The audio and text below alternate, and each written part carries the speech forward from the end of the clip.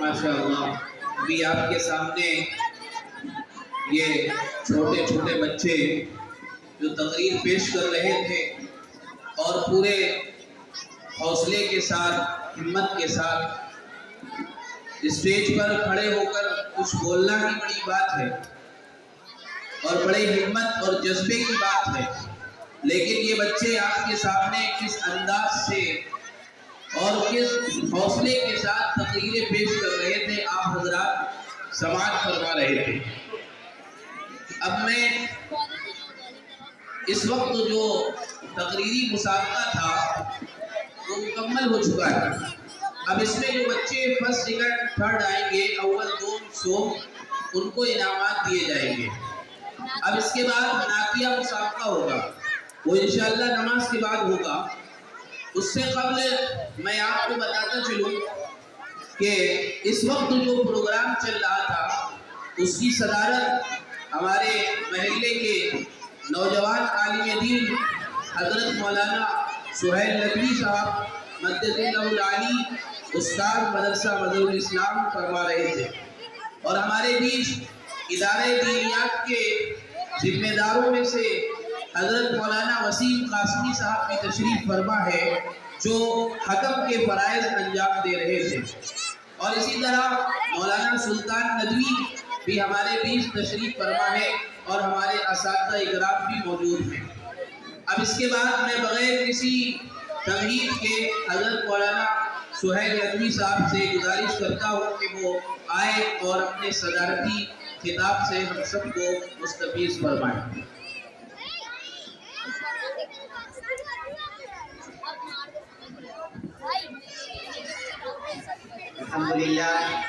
الحمدللہ وحدہ والصلاة والسلام علی من لا نبی بعدہ۔ عزیزوں اور بزرگوں، اللہ رب العزت کا فضل و کرم ہے کہ اللہ تعالیٰ نے ہم سب کو صاحب ایمان بنایا، اور اللہ کا فضل ہے کہ اللہ تعالیٰ نے ہمیں ایک دینی اجتماع میں شرکت کی توفیق عطا فرمائی۔ ابھی ہمارے سامنے چھوٹے چھوٹے بچوں نے تقریریں کی، اسلامی کوئز کے جوابات دیے، ہمیں کتنا اچھا لگا۔ ہمیں اس سے یہ بات کا احساس ہوتا ہے کہ ضرورت ہے کہ ہم بھی اپنے آپ کو دین پر چلنے والا بنائیں۔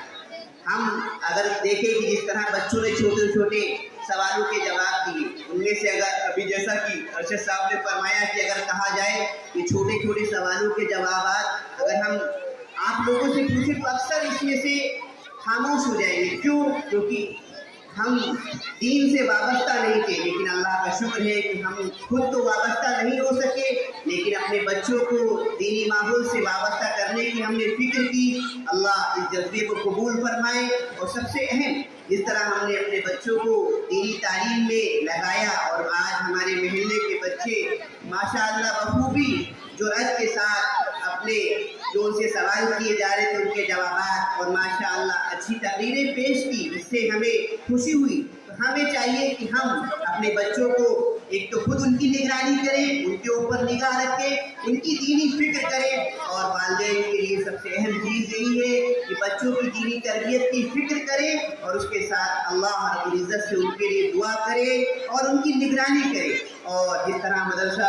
ہدایت العلوم جس طرح بچوں کی اچھی تربیت کر رہا ہے اس محلے میں، تو ہمارا فریضہ بنتا ہے کہ ہم ہر طرح سے مدرسے کی جو ہے ترقی کے لیے کوشاں،